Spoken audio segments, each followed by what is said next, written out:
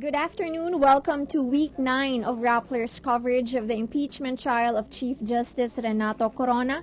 I'm Ai Makaraig. This is day 31 and the last week of the Senate before the Congress goes on break for the Holy Week. So today the defense says that the public should not expect any fireworks as they will be continuing their presentation of witnesses and evidence on Article 2, specifically the properties of the Chief Justice. We are expecting the City Assessor of Makati to testify on the columns property of the Coronas as well as registers of deeds from Quezon City and Taguig, again on the properties of Chief Justice Renato Corona. Defense Counsel Ramon Esguerra says the witnesses will testify on the properties in Corona's name and also dispute the allegations that some properties that he did not declare were actually in his property. The defense also plans to present a representative from the Land Registration Authority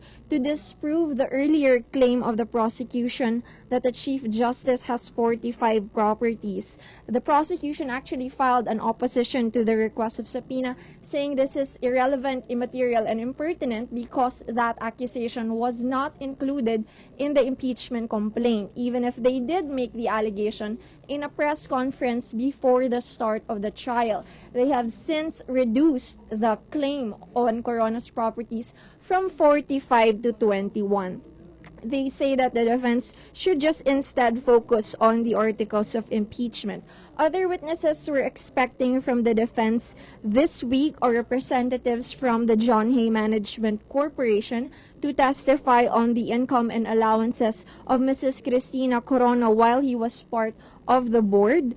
Also, we expect representatives of Ayala Land Incorporated to testify on the columns, and the defense says this witness will explain that the Chief Justice did not belatedly declare that it was only right that he declared this property in 2010 because there were defects in the unit.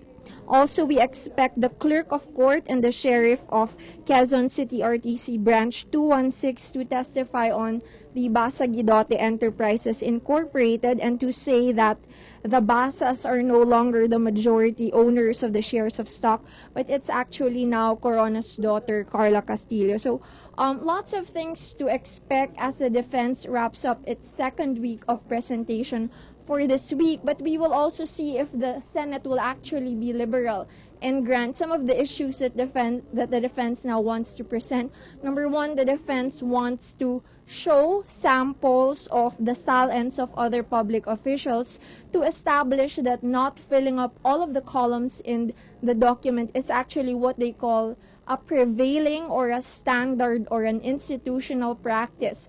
But yesterday we heard Senate President Juan Ponce Enrile say that's not irrelevant because it is Corona who is on trial here. So we will see if the defense will insist on this issue or if the Senate will actually rule against it. So lots of things to expect for today and the coming week.